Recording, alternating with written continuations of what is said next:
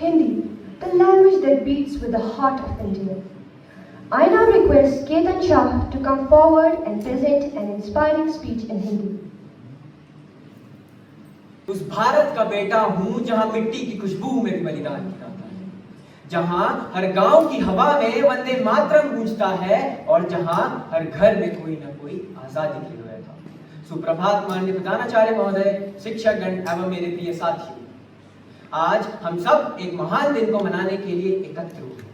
15 अगस्त, वह दिन जब हमारा देश आजाद हुआ। आज हम जिस तिरंगे को गर्व से फहराते हैं, उसकी कीमत सिर्फ उसके 3 रंग नहीं है, बल्कि उसमें लिपटी है वीरों की राख, उनका त्याग, संघर्ष और बलिदान।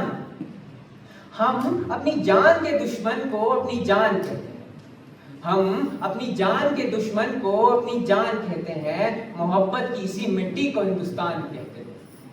भारत की आजादी एक दिन में ही नहीं मिली, यह सैकड़ों वर्ष के संघर्ष, हजारों बलिदान और अनगिनत आहुतियों का परिणाम है।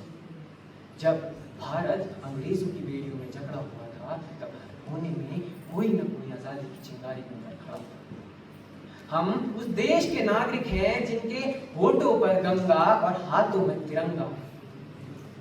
भगत सिंह, राजगुरु और सुखदेव, जिन्होंने हंसते हंसते फांसी का फंदा चूमा और जो मात्र 23 वर्ष की उम्र में देश के लिए शहीद हो गए, उन्होंने कहा था, वे मुझे मार सकते हैं लेकिन वे मेरे विचारों को नहीं मार सकते। वे मेरे शरीर को कुचल सकते हैं लेकिन वे मेरी आत्मा को कुचलने में सक्षम नहीं होंगे। झांसी की रानी लक्ष्मीबाई, जिन्होंने यह साबित किया कि नारी शक्ति भी आजादी की लड़ाई से पीछे नहीं। उनकी अंतिम सांस तक आवाज थी, मैं अपनी झांसी नहीं दूंगी। चंद्रशेखर आजाद, जिन्होंने अंग्रेजों से लड़ते हुए खुद को गोली मार दी पर गुलामी नहीं स्वीकार की, उन्होंने कहा था, मैं आजाद हूं और आजाद रहूंगा। महात्मा गांधी, जिन्होंने बिना हथियार के अंग्रेजों की नींव हिला डाली, उनकी दांडी यात्रा, भारत छोड़ो आंदोलन और सत्याग्रह ने दुनिया को दिखाया कि अहिंसा में भी अग्नि। नेताजी सुभाष चंद्र बोस, जिन्होंने आजाद हिंद फौज बनाई और एक ही नारा दिया, तुम मुझे खून दो, मैं तुम्हें आजादी दूंगा। 1947 में जब हमें आजादी मिली तो हमने राहत की सांस ली, लेकिन देश बढ़ गया। उस समय लाखों निर्दोष लोग मारे गए।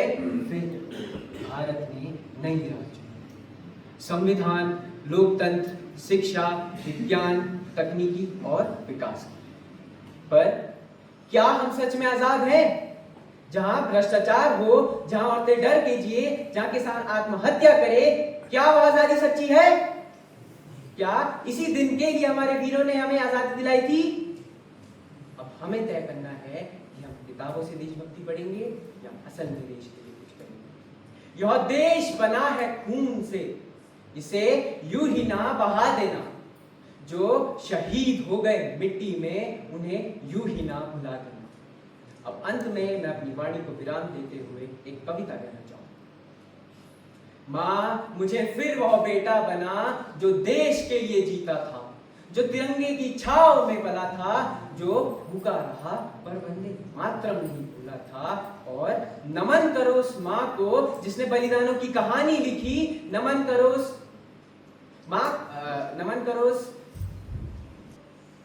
जो शहीद बनी, जिनकी रगों में भारत मां का प्यार बहता था, जिनकी सांसों में तिरंगा लहराता था। मां, मुझे फिर वह दीप बना जो बुझ कर भी रोशनी दे, जो खुद रात हो जाए पर तुझे अंधेरे में न छोड़े, तुझे अंधेरे में न छोड़े। धन्यवाद। जय हिंद, जय भारत।